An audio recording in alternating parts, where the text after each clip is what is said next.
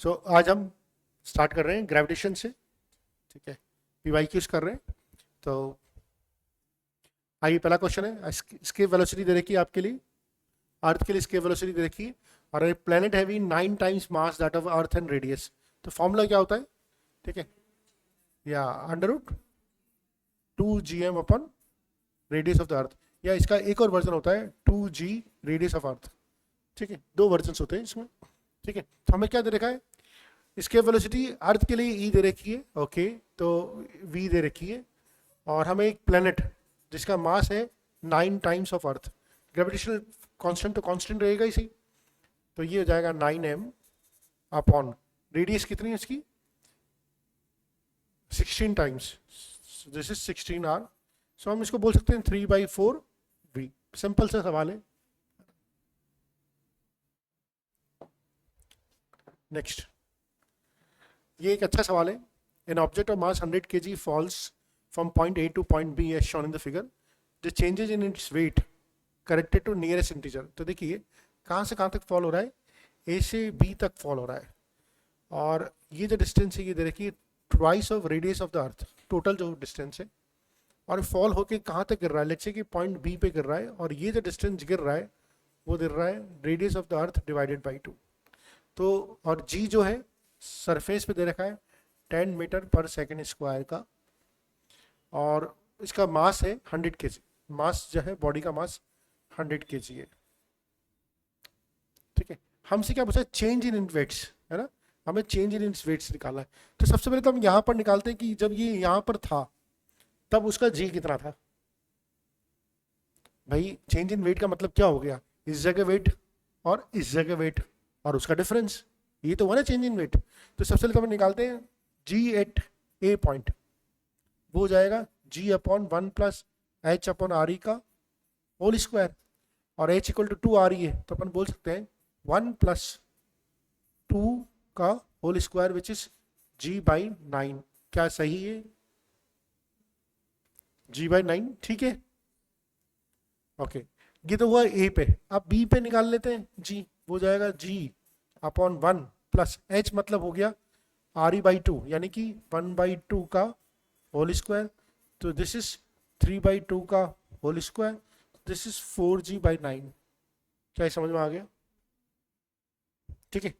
तो change in g multiplied by mass is change in weight, है ना। तो चेंज इन तो delta g, delta m delta g बोल सकता हूँ उसको, चेंज इन वेट को।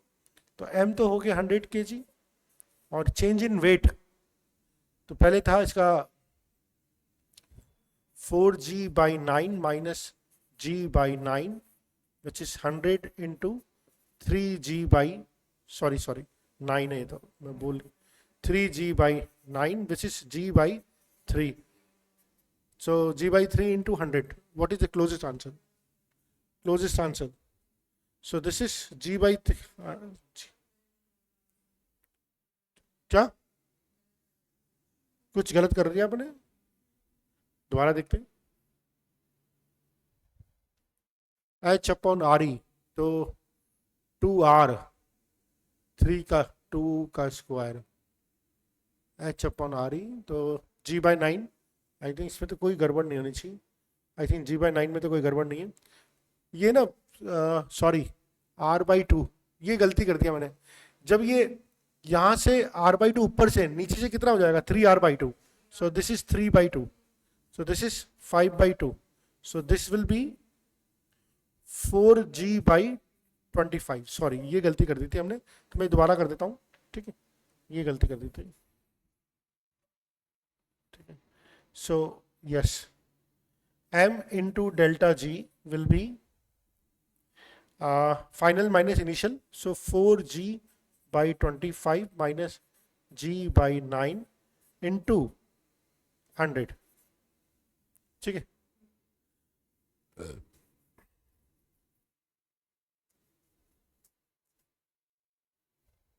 तो अगर हम इसको सॉल्व करते हैं, सो this is 16g minus 11.1g which is approximately 5g, और 5g की वैल्यू आ जाएगी 49 न्यूटन। 5g का मतलब क्या हो गया 49 न्यूटन, ठीक है। Next, the mass of the planet is 1/10 of the earth and diameter is half that of the earth, the acceleration due to gravity. तो एक्सेलरेशन ड्यू टू ग्रेविटी क्या होता है, GM upon are square. Gravitational constant तो constant है ही सही। तो ये तो हुआ acceleration due to gravity on that planet is.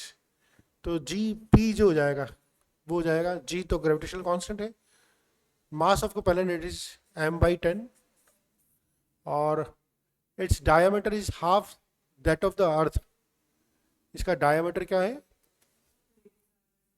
तो रेडियस r/2 का स्क्वायर। तो हम क्या बोल सकते हैं इसको, 4GM r स्क्वायर इंटू 10।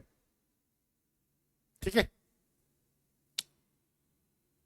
सही है ना, which is 4/10 into G, which is approximately 4 meter per second square. You know, approximately 4.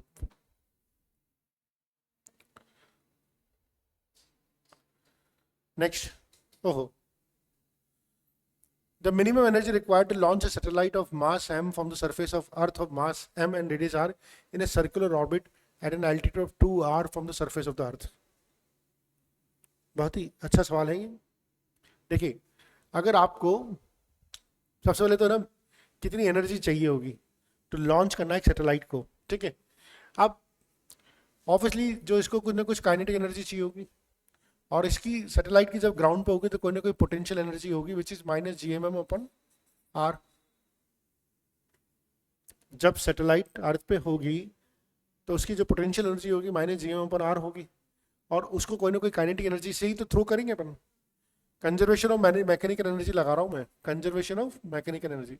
अब कहाँ पर मुझे पोजीशन करना है इसको, सर्कुलर ऑर्बिट, एल्टीट्यूड 2r, है ना। तो 2r पे इसकी जो पोटेंशियल एनर्जी जाएगी वो GMM अपॉन 3r हो जाएगी, नहीं हो जाएगी, r प्लस h होता है ना। तो एल्टीट्यूड 2h पे है, r प्लस 2h r। अच्छा, क्या यहाँ पर कोई ना कुछ काइनेटिक एनर्जी भी देनी पड़ेगी सैटेलाइट को, तभी तो सैटेलाइट उस ऑर्बिट में चलेगी, है ना। और वो काइनेटिक एनर्जी क्या होती है, जो काइनेटिक एनर्जी देनी पड़ती है वो काइनेटिक एनर्जी क्या होती है, पता नहीं है। वो काइनेटिक एनर्जी देनी पड़ती है, वो होती है GMM अपॉन आर। वो कैसे आती है समझा देता हूँ ताकि याद रहेगा। देखिए, जब भी अपन किसी सैटेलाइट को ऑर्बिट में स्टैब्लिश कर रहे हैं, सर्कुलर ऑर्बिट में स्टैब्लिश कर रहे हैं, तो अपन उसको सेंट्रीपिटल फोर्स देना पड़ता है, ठीक है। और वो सेंट्रीपिटल फोर्स आता कहाँ से, ग्रेविटेशन फोर्स से। तो देखिए, सेंट्रीपिटल फोर्स क्या होता है, mv²/r होता है, और ग्रेविटेशन फोर्स क्या होता है, Gm1m2 अपॉन आर स्क्वायर, ठीक है। ये m1 से m1 कट गया, तो v² क्या आ गया, ये भी कट गया, Gm अपॉन आर आ गया ना, ये तो आ गया। इतनी वेलोसिटी देनी पड़ेगी, और उसकी काइनेटिक एनर्जी क्या हो जाएगी, 1/2 Gm अपॉन आर। तो क्या आ गया, GMM अपॉन 2r।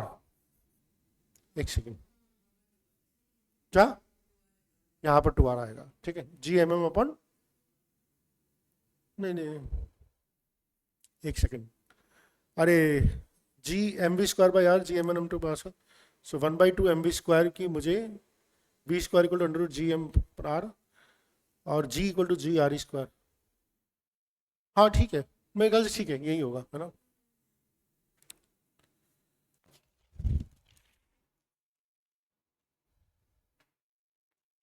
सॉल्व करें इसको,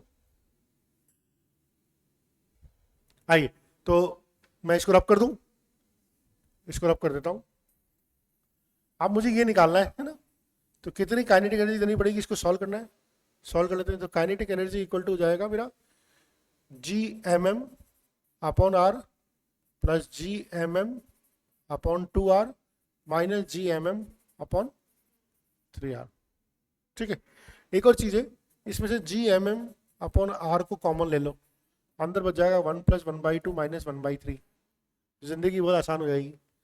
तो ये हो जाएगा 6, ये हो जाएगा 6 + 3 - 2, 6 + 3 - 2 कितना हो जाएगा ये,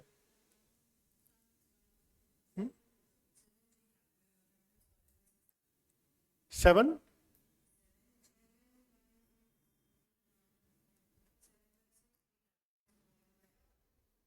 मैंने अभी भी कुछ ऐसा कुछ गलती कर दिया क्या?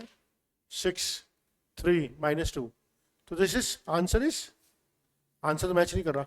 नहीं नहीं। हम्म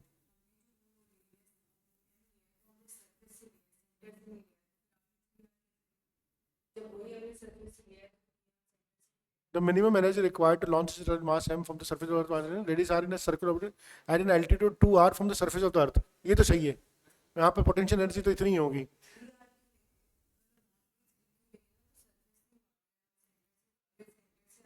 पोटेंशियल एनर्जी जो फॉर्मूला होता है ना वो होता है -G/m/r+h, ये फॉर्मूला होता है। तो एल्टीट्यूड है ना h, तो h की जगह तो 2r आएगा, उसमें तो कोई डाउट ही नहीं है। और ये सरफेस पे ही है, सरफेस ऑफ द अर्थ से करना है, तो इसकी पोटेंशियल एनर्जी भी ठीक है। गड़बड़ जो है ना ये इसमें है, इसमें कहीं पर गड़बड़ है, इसमें कहीं पर गड़बड़ है। जब अपन को उसको सैटेलाइट को उसमें लॉन्च करना होता है, सैटेलाइट को लॉन्च करना होता है तो उसको अपन एक ऑर्बिटल स्पीड देनी पड़ती है, ठीक है ना। और वो ऑर्बिटल स्पीड इसकी काइनेटिक एनर्जी होती है, ठीक है। वो ऑर्बिटल स्पीड का अपन ने निकाला था, कैसे निकाला था? G(m1)(m2)/r² = mv²/r, mv²/r ये निकाला था अपन ने। और इसी से अपना आया था, ये कट गया था और ये कट गया था, और v² = आया था अपने पास gm/r, ठीक है। v² = अपना gm/r आ गया था। और अपने इसको काइनेटिक एनर्जी, हाँ ऑब्वियसली इसको कुछ ना कुछ काइनेटिक एनर्जी देनी पड़ेगी, और वो काइनेटिक एनर्जी हो जाएगी 1/2 mv²। तो फिर तो सही है, तो 1/2 mgm/r, तो gm/2r ही तो आ रहा है, ठीक है। gm/2r आ रहा है, तो सही है ना। तो फिर इसका आंसर अपना आ रहा है, काइनेटिक एनर्जी देनी पड़ रही है अपन को। Minimum energy required is 6 + 3 9 - 2 7/6 gmm/r। अब यहाँ पर तो आंसर को मैच नहीं कर रहा, नहीं, पर लेट्स सी इसने क्या करा है।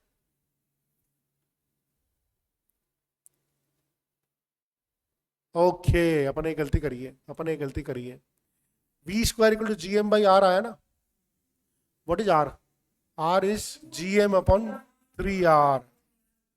ये r जो है डिस्टेंस है ना, 3r है, तो ये बेसिकली जो r था ये था 3r, तो ये हो गया 1/3, तो ये 1/3 की जगह हो गया 2 + 3 - 5 - 2 + 3 2 से नहीं अभी भी कुछ gm/2g 1/2, तो 1/2 है ना ये, तो 1/6 हो जाएगा ये। मैं दोबारा ही कर लेता हूँ, कोई बात नहीं, दोबारा कर लेते हैं, सारा का सारा दोबारा कर लेते हैं, कोई टेंशन नहीं है। आइए एक बार दोबारा करते हैं इसको। तो मिनिमम एनर्जी रिक्वायर्ड, शुरू करते हैं। काइनेटिक एनर्जी इनिशियल -gmm/r, उस हाइट पे पोटेंशियल एनर्जी हो जाएगी -gmm/3r, उस हाइट पे काइनेटिक एनर्जी हो जाएगी 1/2 mv², ठीक है। Now what is v²? निकालते हैं। हमें मालूम है gm1m2/r² होता है mv²/r, ये m से m कट गया, r से r कट गया, तो v² हो गया gm/r, और ये जो gm/r होगा ये 3r होगा, ठीक है। सो 1/2 mv², तो ये काइनेटिक एनर्जी हो जाएगी, है ना, तो काइनेटिक एनर्जी आएगी 1/2 mgm/3r, तो ये gmm/6r हो जाएगा, ठीक है। अब सॉल्व करते हैं, तो काइनेटिक एनर्जी इक्वल टू हो जाएगा gmm/r + gmm/6r - gmm/3r। अब अपन gmm/r को बाहर ले लेते हैं, 1 + 1/6 - 1/3, सो 6 एलसीएम आ गया, 6 + 1 - 2, तो ये आ गया 5/6 एग्जिट आ गया। ठीक है, जी में ऊपर आ, टफ सवाल था। ठीक है, और हमें समझ में आई कि हमारी मिस्टेक क्या हो रही थी। Next, the escape velocity of a body on a earth surface is 11.2 km per second if the same body is projected upward with a velocity of 22.4 km per second. So velocity of the body at a infinite distance from the center of the earth will be, मतलब ख्याल से अगर आपको इसका formula याद है तो बहुत अच्छी बात है ना। तो v इंफिनिटी पे जो वेलोसिटी होती है वो velocity of projected minus escape velocity का स्क्वायर है ना। इसका एक लाइन का सिंपल डेरिवेशन भी कंजर्वेशन मैकेनिज्म से वो भी निकाल सकते हैं। ठीक है, तो v इंफिनिटी पे वेलोसिटी जो होती है वो प्रोजेक्टेड वेलोसिटी माइनस के वेलोसिटी का स्क्वायर। तो प्रोजेक्टेड वेलोसिटी कितनी है 22.4 का स्क्वायर, इसके वेलोसिटी कितनी है 11.2 का स्क्वायर। तो 11.2 कॉमन ले लूंगा, अंदर बच जाएगा 4 - 1, सो दिस इज 3√11.2। क्या समझ में आ गया? 11.2 कॉमन ले लिया है ना। अच्छा क्वेश्चन है, सिर्फ 40% बच्चे ही सही कर पा रहे हैं इसको। Okay, if r is the radius of the earth and g is the acceleration due to gravity on the earth's surface, then the mean density of the earth, mean density. अच्छा, हमें ये फॉर्मूला मालूम होना चाहिए कि g equal to होता है gm/r², और डेंसिटी की टर्म में अपन लिख देते हैं इसको g, मास को लिख देते हैं volume into density, 4/3 πr³ density into r²। r² से r² कट गया।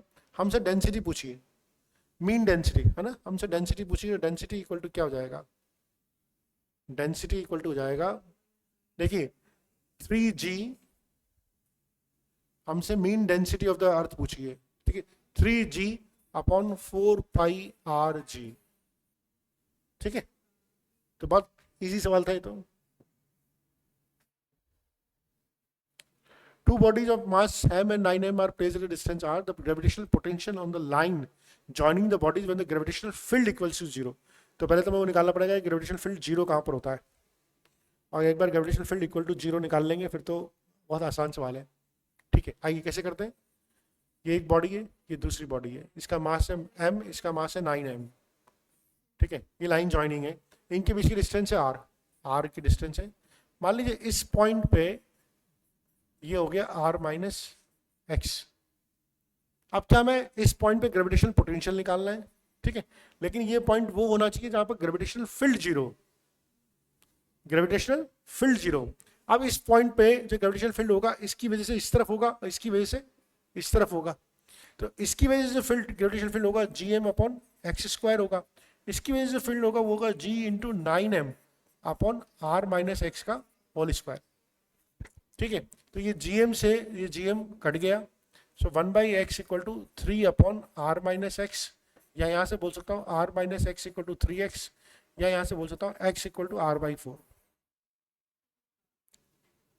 क्या बोल दिया? x = r/4। अब मुझे इस पॉइंट पे पोटेंशियल निकालना है, इसकी वजह से पोटेंशियल हो जाएगा -gm/x, इसकी वजह से पोटेंशियल क्या हो जाएगा -g9m/r - x। वैल्यू पुट कर दीजिए, x की वैल्यू r/4 पुट कर दीजिए, आंसर आ जाएगा -16 gm/r। ठीक है,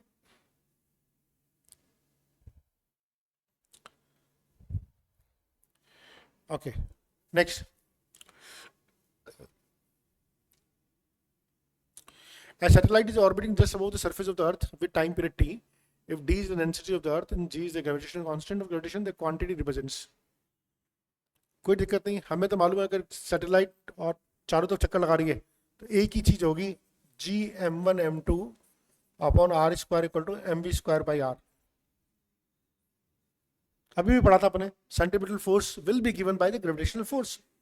चूंकि टाइम पीरियड की बात कर रहे हैं तो मैं इसको दूसरी फॉर्म में लिख दूंगा, मैं लिख दूंगा इसको m⍵²r, और ये हो जाएगा gmm/r²। m से m कट गया, तो क्या मैं बोल सकता हूँ ω² = gm/r³? बोल सकता हूँ? क्या मेरा काम चल रहा है इससे? नहीं चल रहा सर। हाँ, अभी कुछ और भी नौटंकी करनी पड़ेगी। अच्छा, डेंसिटी की टर्म में भी देखना पड़ेगा, तो इसको मैं लिख सकता हूँ 2π/t का स्क्वायर, और g डेंसिटी को लिख दूंगा 4π3 πr³। Into rho upon are cube. अच्छा, एक और चीज है, satellite is orbiting just above the surface of the earth, यानी कि आर और कैपिटल आर में कोई ज्यादा डिफरेंस नहीं है, तो हम दोनों को काट सकते हैं आपस में, दोनों को आपस में काट सकते हैं, ठीक है। And this is 4 pi square upon T square equal to G 4 rho upon 3, ठीक है। हमसे क्या पूछा है, 4 से 4 कैंसिल हो जाएगा, पाई भी एक है, यहाँ एक और पाई भी था ना, ये पाई तो हटा ही देना, तो ये पाई से ये पाई कैंसिल हो जाएगा। तो मैं हमसे पूछा 3 पाई अपॉन जी डी, तो 3 पाई अपॉन जी रो रिप्रेजेंट्स टी स्क्वायर। अच्छा सवाल है, मेरे ख्याल से बहुत बच्चे तो देखते ही डर गए होंगे इसको। अरे साइज वाला number, in a gravitational field the gravitational potential is given by the v equal to k by x, the gravitational field intensity। Gravitational field intensity क्या होती है, तो ग्रेविटेशनल फील्ड इंटेंसिटी वो मालूम होना चाहिए आपको, E equal to minus del V upon del x i cap del V upon del y j cap del V upon del z k cap. यहाँ पर वाई और जेड डायरेक्शन दे ही नहीं रखी, टेंशन ही नहीं करनी, तो एक ही डायरेक्शन दे रखी है, तो दिस इज माइनस के by x square I cap, 1/x का डिफरेंशिएट होता है minus 1 upon x square. Point क्या है, 2 कोमा है ना, 2 कोमा है, तो माइनस के बाई 4 आई कैप, ठीक है, तो माइनस के बाई 4। नेक्स्ट, अब इससे ज़्यादा सिंपल सवाल नहीं होता।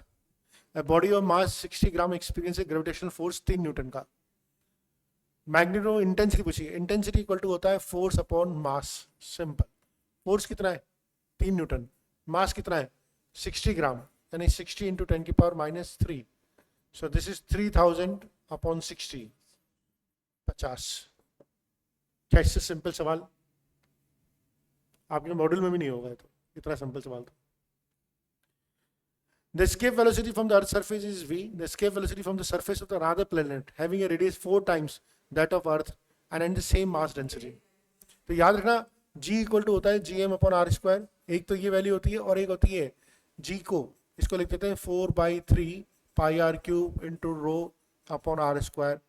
मैं ज़रा फॉर्मूले याद करने में जोड़ नहीं देता क्योंकि फॉर्मूले बन जाते हैं, है ना। तो डेंसिटी टर्म में लिखना है तो ये हो जाएगा 4/3 g, ये कट गया है पाई आर डेंसिटी, है ना, ये हो जाएगा जी का फॉर्मूला। अब क्या किया, ये कांस्टेंट ये कांस्टेंट, डेंसिटी कांस्टेंट, आपने क्या किया, रेडियस को 4 गुना कर दिया। अगर रेडियस को आपने 4 टाइम किया तो एस्केप वेलोसिटी नहीं, escape velocity from the surface is v, okay. तो आपने सॉरी आपने क्या किया, इसको 4 गुना कर दिया, है ना, तो जी नया जी डैश क्या हो जाएगा 4g हो जाएगा, नया जी डैश तो 4g हो जाएगा। लेकिन हमसे तो पूछा एस्केप वेलोसिटी पूछी है, हमसे जी डैश तो पूछा ही नहीं, ओके। हमें मालूम है v स्केप होता है 2g/e, अब नया v डैश हो जाएगा 2g की जगह आ जाएगा 4g, और रेडियस ऑफ द अर्थ कितनी बार किया, उसको भी 4 गुना कर दिया, 4 गुना कर दिया ना 4r, तो इससे क्या बाहर आ गया 4 बार आ गया, अंडर 2gr बच गया, यानी कि 4v। तो पहले इसके वेलोसिटी v थी, अब 4v होगी। इसके वेलोसिटी में 2 टर्म आती है, g भी आता है r भी आता है।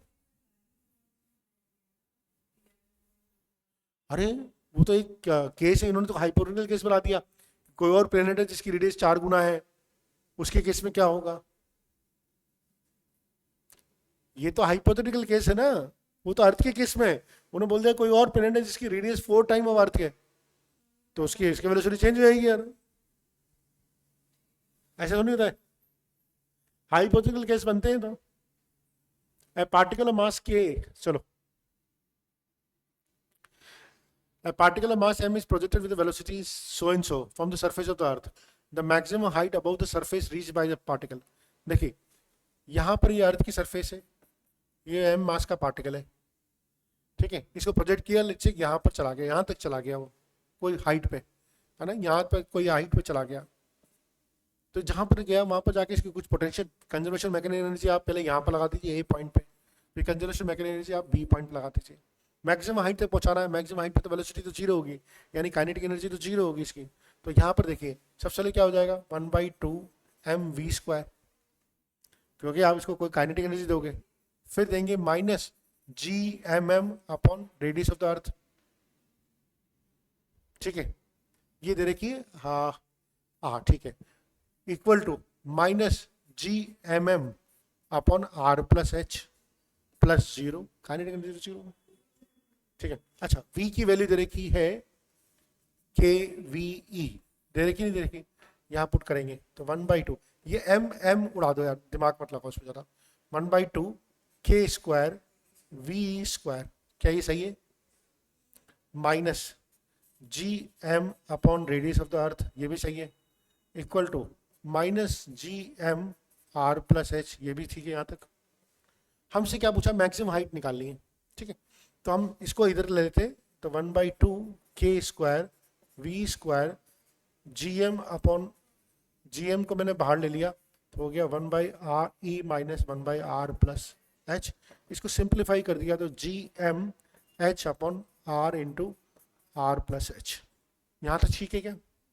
और Gm को मैं लिख सकता हूँ GRE का स्क्वायर, क्योंकि G इक्वल टू होता है Gm अपॉन RE², तो Gm को लिख देता हूँ GRE का square into H upon r into r plus H, r से r कट गया, एक r बचा ऊपर, एक r बचा ना एक r, और हमें क्या निकालना था, हमें तो h निकालना था। तो अच्छा इसके वेलोसिटी 1/2, ये भी तो होती है 2GRE, है ना, ये 2 से 2 कट गया, ये G से G कट गया, ये एक R बचा था, इससे ये भी कट गया। अब हमारे पास बचा क्या, k² equal to h upon r plus h, लेकिन हमें तो h से मतलब है, हमें किसी और चीज़ से मतलब ही नहीं है ना। थोड़ी सी कैलकुलेशन लंबी है बट आई थिंक डूएबल है ना, ऐसा कुछ खतरनाक कोई चीज़ नहीं है। So this is k² h upon r plus h, so हम बोल सकते हैं k² into r equal to h1 minus k², या h इक्वल टू बोल सकते हैं k² r upon 1 minus k²। Oh my God, hell lot of सवाल, calculation है, अच्छा सवाल है बट, है ना, ऐसे सवाल करेंगे तो भी कॉन्फिडेंस आएगा। अच्छा ये तो बिल्कुल सिंपल सवाल है, what is the depth eight which the value of acceleration due to becomes 1/n। तो डेप्थ पर हमें मालूम है कि जो जी ग्रेविटेशन होता है वो होता है g into 1 minus D upon R ई, तो यानी कि g डैश की जो वैल्यू दे रखी है वो दे रखी है आपको g/n, वैल्यू पुट कर दी g/n, g into 1 minus D upon R E, g से g कट गया, ठीक है। So d upon R E equal to आ गया 1 माइनस 1 अपॉन n, इसको लिख सकता हूँ n माइनस 1 अपॉन n, ठीक है। हमसे डेप्थ पूछिए तो डेप्थ इक्वल टू हो जाएगा r n minus 1 upon n, B answer, ठीक है। ओके अब ये तो कर लीजिए आराम से, बहुत सिंपल सवाल है। A body weighs 70 Newton on the surface of the earth. What is the gravitational force on it at a height equal to half of the radius of the earth? तो h जो दे रखा है वो दे रखा है r/2, क्या समझ में आया। तो आइए g डैश निकालते हैं, g डैश इक्वल टू जाएगा 1 प्लस h अपॉन r ई का होल स्क्वायर, ठीक है। सो दिस इज 1 प्लस 1/2 का होल स्क्वायर विच इज 3/2 का whole square which is 4g/9, 4g/9, तो mg डैश हो जाएगा 72, अच्छा नहीं सॉरी नया, हाँ नया, ये mg तो यहाँ पर था, ठीक है। अब ऑब्वियसली तो ये 72 को 4/9 से मल्टीप्लाई कर दूंगा, सीधी सी बात है, तो ये 9 32, ठीक है, 32।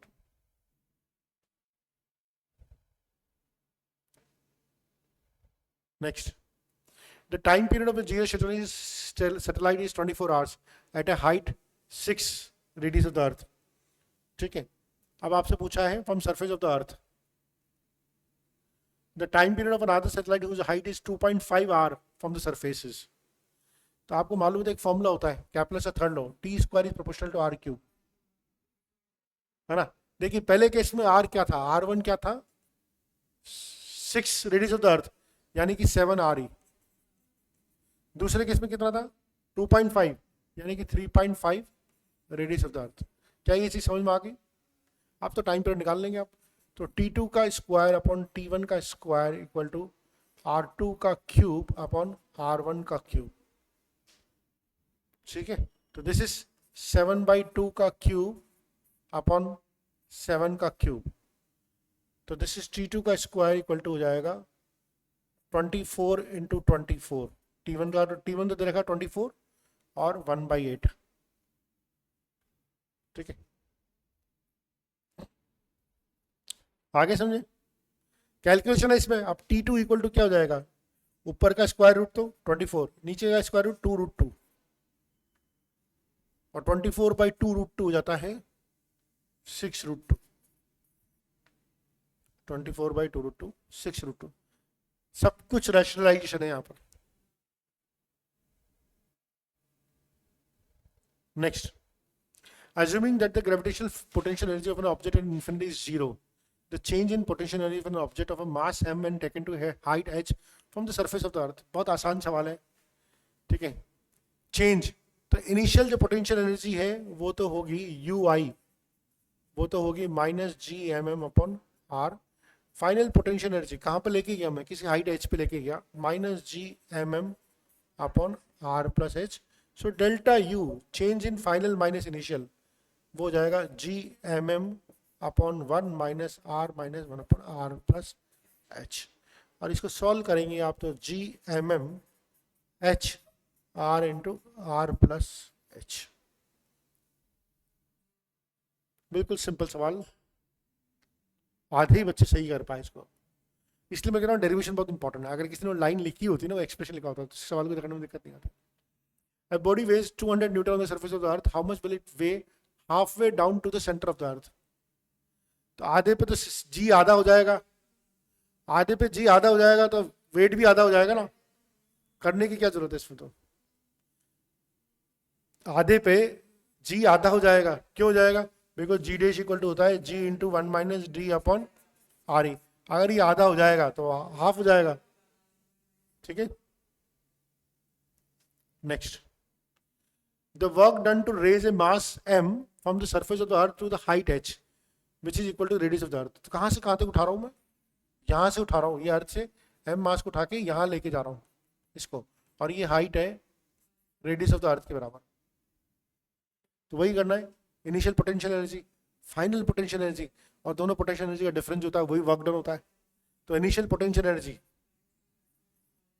-G/m/r, final potential energy -G/m/2r, और डेल्टा यू यानी कि वर्क डन वो हो जाएगा G/m/r1 - 1/2। So this is mgr/2, this is mgr/2। ठीक है,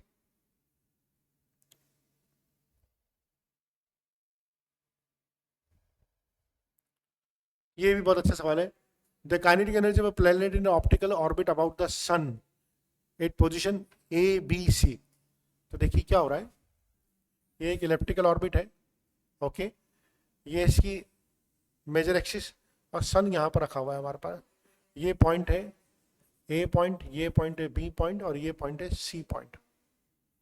ठीक है, और इस पॉइंट पे एनर्जी का जो रिलेशन दे रखा है KBC। ठीक है, हमसे पूछा इनमें क्या रिलेशन होगा। देखिए क्या होता है, C जो होता है ना सबसे दूर है ना। एंगुलर मोमेंटम तो कांस्टेंट होता है, एंगुलर मोमेंटम होता क्या है L = mvr। ठीक है, अब मास तो कांस्टेंट है, अगर डिस्टेंस ज्यादा है तो वेलोसिटी कम होगी। इस पॉइंट की वेलोसिटी सबसे ज्यादा, इस पॉइंट की वेलोसिटी उससे कम, इसकी सबसे कम, यानी इसकी काइनेटिक एनर्जी सबसे ज्यादा, इसकी उससे कम, इसकी सबसे कम। तो K > KB > KC। जितना पास में होगा उतनी उसकी स्पीड ज्यादा होगी। ठीक है,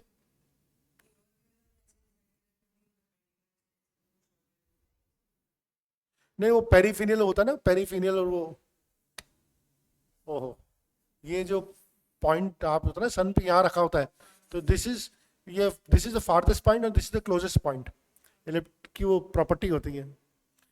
ये पॉइंट सबसे क्लोज होता है अगर सन यहाँ पर रखा हुआ है, तो सन, ये वो नाम मुझे याद नहीं आ रहा है, ये सबसे फारदेस्ट पॉइंट होता है, ये सबसे क्लोजेस्ट पॉइंट होता है। तो बाकी जो भी पॉइंट लोगे ना आप, वो इसके बीच में ही आएंगे, ठीक है। If the mass of the sun were 10 times smaller and the universal gravitational constant were 10 times larger in magnitude, ठीक है, तो g पे क्या इफेक्ट पड़ेगा? तो g इक्वल टू क्या होता था? g इक्वल टू क्या होता था? G M upon are square.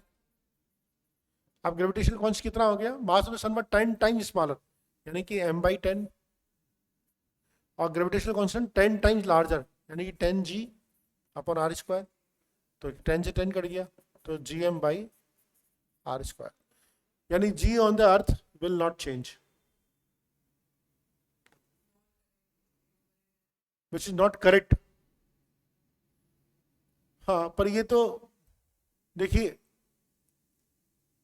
what 10 times long larger in magnitude, अच्छा, which is not correct.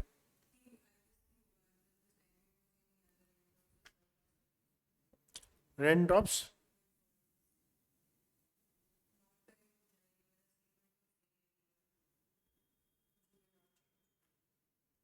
G will not change, पर ये तो सन की बात कर रहा है, ये अर्थ की बात कर रहा है।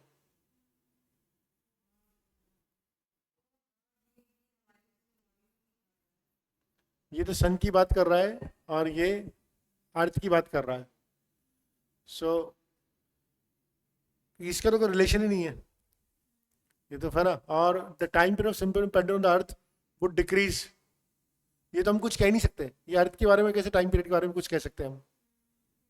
Walking on the ground will become more difficult. अच्छा, जी सन के जी पे तो कोई फर्क ही नहीं पड़ रहा, तो ये कैसे डिफिकल्ट हो जाएगा? ये तो ट्रू है। Rain drops will fall faster, g पे कोई फर्क नहीं पड़ा, इस पे भी कोई फर्क नहीं, फॉल्स तो ये ना, g on the earth will not change, नहीं it may change, we don't know. ये सन की बात कर रहे हैं, है ना, इसका इम्पैक्ट इस पे कैसे आ सकता है?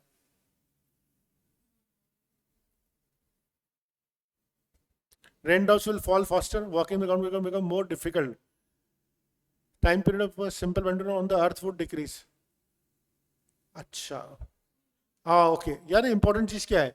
अगर ग्रेविटेशनल कांस्टेंट बढ़ गया तो gravitational acceleration due to gravity, अच्छा जी, अर्थ के मास पे फर्क नहीं पड़ा, लेकिन ग्रेविटेशनल कांस्टेंट की वजह से ये 10g हो गया। मास ऑफ द अर्थ तो अभी भी सेम है, रेडियस ऑफ द अर्थ तो अभी भी सेम है, लेकिन अर्थ का भी तो ग्रेविटेशनल पुल बढ़ गया है ना, ग्रेविटेशनल कांस्टेंट बढ़ गया, तो उससे क्या हो जाएगा? Rain drops will fall faster, सही है। अरे जी बढ़ गया तो रेन ड्रॉप तो जल्दी गिरेगी ना अर्थ पे। जब ग्रेविटेशनल कांस्टेंट बढ़ गया तो है ना, दूसरा walking on the ground will become more difficult, ये भी सही है, क्योंकि अगर जी बढ़ गया तो डिफिकल्ट हो जाएगी वॉकिंग करने में। क्यों? हाँ भाई, पाँव उठाने में दिक्कत आएगी, पाँव उठाने में दिक्कत आएगी। हाँ, जैसे आप मून पे चलते हो, जंप कर करके चलते हो, एक बार जी कम होता है, चलना पता है ना, लुढ़कते हो इनफैक्ट आप। और टाइम पे simple point of the earth would decrease, हाँ होगा, टी इक्वल टू 2π/L/g होता है, अगर जी बढ़ेगा तो टाइम पीरियड डिक्रीज होगा, तो g on the earth will not change, g तो चेंज होगा अर्थ पे। क्यों चेंज होगा? बिकॉज ग्रेविटेशनल कांस्टेंट चेंज हो गया है। अरे वाह, अच्छा सवाल है। Two astronauts are flying in a gravitational free space after having lost contact with their spaceships. क्या होगा? दोनों के बीच में सेम डिस्टेंस रहेगी, दोनों मूव टुवर्ड्स इस तरफ, मूव अवे फ्रॉम इस तरफ, विल बिकम स्टेशनरी। देखिए, जब उनके बीच में कुछ भी नहीं है तो ग्रेविटेशनल फोर्स तो है, और ग्रेविटेशनल फोर्स तो हमेशा अट्रैक्शन का फोर्स होता है, और अट्रैक्शन का फोर्स होता है तो they will move towards each other. उनके जो कुछ भी नहीं है तो ग्रेविटेशनल पुल तो है, और ग्रेविटेशनल पुल तो हमेशा क्यों नहीं लगेगा? एनी ऑब्जेक्ट्स के बीच में लगेगा। हाँ हाँ। Next, the acceleration due to gravity at a height 1 kilometer above the earth is same as the depth d below the surface. तो हमें मालूम है कि g डैश इक्वल टू होता है g इंटू 1-d/re, और this is equal to g into 1-2h/re, है ना, दोनों बराबर दे रखे ना। तो जी से जी कट गया, तो D upon R E equal to हो गया 2h अपॉन आर ई, ये भी कट गया। और हाइट दे रखी 1 किलोमीटर, तो डी इक्वल टू हो जाएगा 2 किलोमीटर। इसका मतलब क्या है, आप 1 किलोमीटर ऊपर जाओ या 2 किलोमीटर नीचे जाओ, जी में जो चेंज होगा सेम होगा। ठीक है, नेक्स्ट 3-4 क्वेश्चन हो रहे हैं। Starting from the centre of the earth having radius R, the variation of g, variation of the g कैसे निकालेंगे?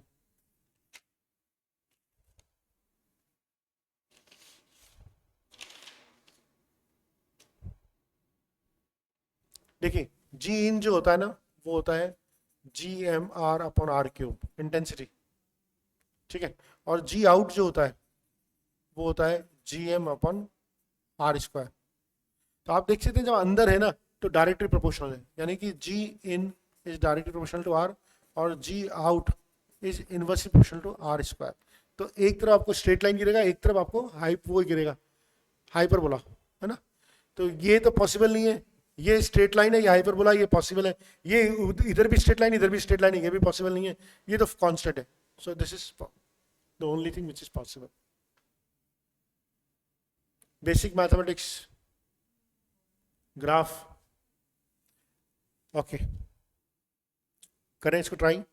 A satellite of mass m is orbiting the Earth at a height h from its surface. The total energy of the satellite in terms of g naught, और g naught क्या है? The value of acceleration due to gravity at the Earth surface. ठीक है, तो अगर कोई satellite घूम रही होती है तो उसकी टोटल एनर्जी कितनी होती है? टोटल एनर्जी होती है उसकी minus G M M upon 2r। Total energy क्या होती है? Sum potential energy plus kinetic energy है। Potential energy minus G M M upon R है हाफ एम है ना। तो टोटल जो एनर्जी होती है वो minus G M M upon 2r होती है at height h from the surface. ठीक है, तो बेसिकली 2r है ना ये, तो minus G M M upon 2r plus h, ये जो 2r होगा 2r प्लस एच होगा। अब हमें क्या निकालना है? इसको जी नॉट के टर्म्स में निकालना है ना। तो the total energy supplied in terms of G naught, total energy of this in terms of the value of acceleration due to gravity, तो ये हो जाएगा जी एम इक्वल टू हो जाएगा G R E square M two R plus H. क्या है क्या कोई answer? M G naught R E square upon 2r plus H. ठीक है, ये टोटल एनर्जी कैसे आई, समझ में आई की बात? देखो, काइनेटिक एनर्जी, पोटेंशियल एनर्जी क्या हो जाएगी? Minus G M M upon R. Kinetic energy क्या हो जाएगी? जी एम एम अपॉन 2r, अभी अभी निकाली थी। जो टोटल एनर्जी हो जाएगी इन दोनों का सम हो जाएगी, minus G M upon 2r आएगी। ठीक है, next, at what height from the surface of the earth the gravitational potential and the value of g are so and so respectively. Take the radius of the earth as 6400 kilometers. At what height? देखिए, gravitational potential क्या होता है? Minus G M upon R, और G क्या होता है? G होता है G M upon are square. ठीक है, G M upon G G dash equal to क्या होता है? G upon are plus H का स्क्वायर।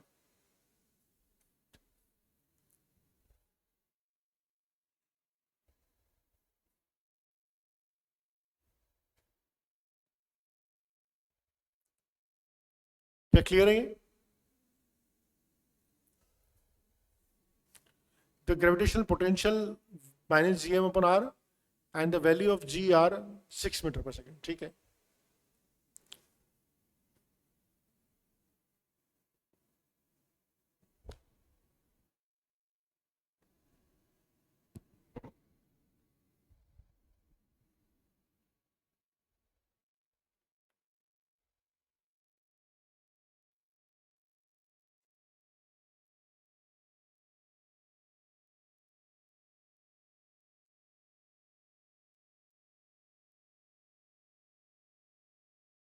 तो हम इसको वीपी को पोटेंशियल पॉइंट को अभी ये भी लिख सकते हैं minus G M upon are plus H, और जी डैश को लिख सकता हूँ मैं, जी डैश तो हमें दे रखा है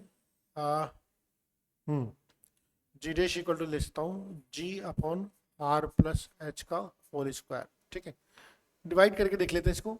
हमें पोटेंशियल दे रखा है और ये दे रखा है सब कुछ, और इसको मैं ये भी लिख सकता हूँ जी आर ई का square upon are plus H, potential को ये भी लिख सकता हूँ।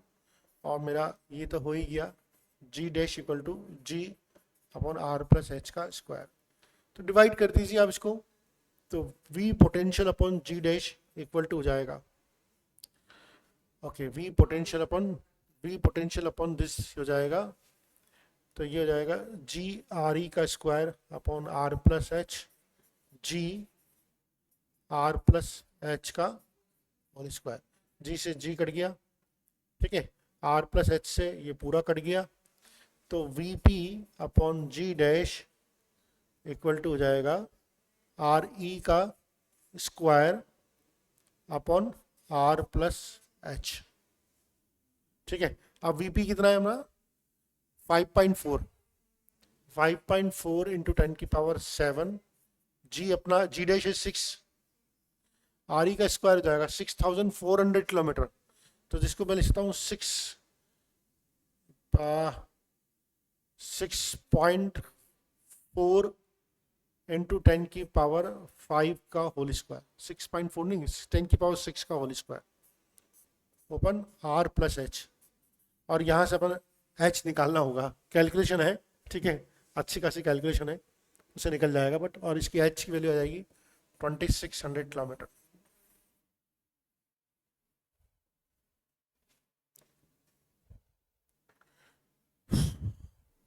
लास्ट 2 क्वेश्चन है। The ratio of the square velocity और to the escape velocity at a planet whose radius and mean density are twice as that of Earth। तो हमें मालूम होना चाहिए escape velocity g 4/3 pi r रो, क्या था और एक और है ना, g dash equal to 4/3 pi r g, capital G, yes, ये फॉर्मूला था हमारा। ठीक है, अब हमने क्या किया, रेडियस एंड मीन डेंसिटी को डबल कर दिया, तो जी डैश इक्वल टू क्या हो जाएगा 4g हो जाएगा, नहीं हो जाएगा, ठीक है, और स्केप वेलोसिटी क्या हो जाएगी, अर्थ की स्केप वेलोसिटी हो जाती है 2g RE, और वेलोसिटी ऑफ प्लेनेट हो जाएगी 4g, और रेडियस ऑफ द अर्थ का कितना हो गया वो डबल, तो 2 है ना, तो इसको मैं अगेन बोल सकता हूँ 2√2 VE वेलोसिटी ऑफ प्लेनेट। तो वेलोसिटी ऑफ प्लेनेट और वेलोसिटी स्केप वेलोसिटी एट अर्थ, तो 1:2√2, ठीक है, 1:2√2। नेक्स्ट 2 ही क्वेश्चन रह गए सब, ये थ्योरेटिकल क्वेश्चन है थोड़ा सा। A satellite S is moving in elliptical orbit around the Earth. The mass of the satellite is very small compared to the mass of the Earth. देखिए, अगर इलेक्ट्रिकल ऑर्बिट में सैटेलाइट घूम रही है, ठीक है, और ये मास ऑफ द अर्थ है आपका, ये मास ये आपका है, और इलेक्ट्रिकल ऑर्बिट में ये एम घूम रहा है। पहली बात तो जब इलेक्ट्रिकल ऑर्बिट घूम रहा है तो एंगुलर मोमेंटम कांस्टेंट है, ठीक है। The total mechanical energy of the S varies periodically time, देखिए टोटल मैकेनिकल एनर्जी तो कांस्टेंट रहती है, तो गलत हो गया। तो linear momentum S remains constant, linear momentum कभी कांस्टेंट नहीं होता, क्योंकि स्पीड चेंज होती रहती है हर जगह। Acceleration of the S is always directed towards the centre of the north, ये बिल्कुल सही है, एक्सेलरेशन टुवर्ड्स द सेंटर ही हमेशा डायरेक्ट होता है, फोर्स लग रहा होता है। The angular momentum of around the centre of the earth changes in direction, angular momentum तो कांस्टेंट होता है, ना डायरेक्शन में चेंज होता है ना मैग्नीट्यूड में चेंज होता, तो यही एक सही है, ठीक है क्या, okay, last, this is last finally, ठीक है।